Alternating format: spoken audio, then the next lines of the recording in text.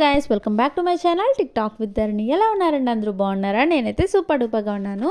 ఈరోజు మన ఛానల్లో ఎంతో టేస్టీగా ఉండే చికెన్ పకోడీ అయితే ఎలా తయారు చేయాలో చూసేద్దాం అనమాట. చాలా టేస్టీగా ఉంది అండ్ చాలా చాలా క్రిస్పీగా అయితే వచ్చిందనమాట. చాలా సాఫ్ట్గా వచ్చింది. సో ఎలా తయారు చేయాలో చూసుకుందాం. సో ఫస్ట్గా నేను 1 kg చికెన్ అయితే తెప్పించాను.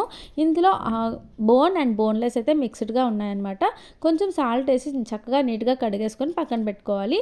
తర్వాత ఎలా మ్యారినేట్ చేసుకోవాలో చూద్దాం. ముందుగా 2 టేబుల్ స్పూన్స్ ఆఫ్ సాల్ట్ వేసుకోండి. తర్వాత 2 టేబుల్ స్పూన్స్ ఆఫ్ కారం అండ్ కొంచెం గరం మసాలా అండ్ ధనియాల పొడి, కొంచెం పసుపు అండ్ 1 చెక్క అయితే నిమ్మకాయ రసం అయితే వేసేసుకోవాలి. అండ్ ఫ్రెష్గా ప్రిపేర్ చేసుకున్న అల్లం తెల్లుల్లి పేస్ట్ అయితే వేసేసుకొని and 3 table spoons of oil అయితే వేసేసుకొని చక్కగా కలిపేసుకొని మ్యారినేట్ చేసుకోవాలి. ఇందులోనే మనము rice flour 2 table spoons of rice flour and 2 table spoons of corn flour కూడా వేసుకోవాలి.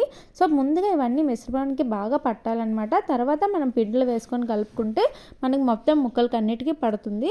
ముందుగా కలిపేసుకున్న తర్వాత ఇందులో మనము 2 table spoons of rice flour and 2 table spoons of corn flour వేసుకోవాలి. ఇప్పుడు మన కార్న్ ఫ్లోర్ లేదు అని అంటే మైదా పిండి కూడా వాడుకోవచ్చు. ఇందులో నేను కరివేపాకు అండ్ పుదీనా అండ్ కొత్తిమీర అంటే కొత్తిమీర వేసేసుకొని ఇందులోనే మనం ఒక ఎగ్ అయితే వేసేసుకొని చక్కగా కలిపేసుకోవాలి.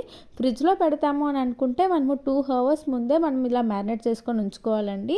లేదు బయటే ఉంచుతాము అని అంటే అట్లీస్ట్ 3 to 4 hours వరకు అయితే కలిపేసుకోవాలి ఉండాలన్నమాట. తర్వాత ఆయిల్ వేడెక్కాక ఇలా కలిపేసుకుని ముక్కలు బాగా ఆయిల్ వేడైనప్పుడు ఇలా ముక్కలు అయితే ఒక్కొక్కటిగా వేసేసుకుంటే చాలా టేస్టీగా క్రిస్పీగా అయితే చికెన్ పకోడీ రెడీ అవుతుందన్నమాట. సో మనం ఆయిల్లో ముక్కలు వేస్తున్నప్పుడు ఫుల్ ఫ్లేమ్లో ఉండాలి, హై ఫ్లేమ్లో ఉంచుకోవాలి. తర్వాత కొంచెం సేపటికి మనము ఫ్లేమ్ అనేది లో చేయాలన్నమాట. ముక్క అయితే సాఫ్ట్గా ఎగుతుంది అప్పుడు. సో ఇలా అయితే నేను అన్ని ముక్కలను అయితే వేసేసుకున్నాను.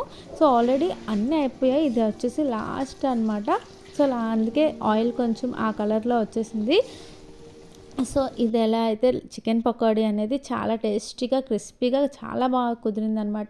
సో మీరు కూడా ఇలా ట్రై చేసి ఎలా కుదిరిందో అనేది కామెంట్ చేయండి. అండ్ మీకు ఏ రెసిపీస్ కావాలో అనేది తెలియపరిస్తే నేను కూడా వీడియోస్ పెట్టడానికి ట్రై చేస్తాను. Thank you so much for watching. Bye bye guys and wish you happy Sunday all of you. Bye bye.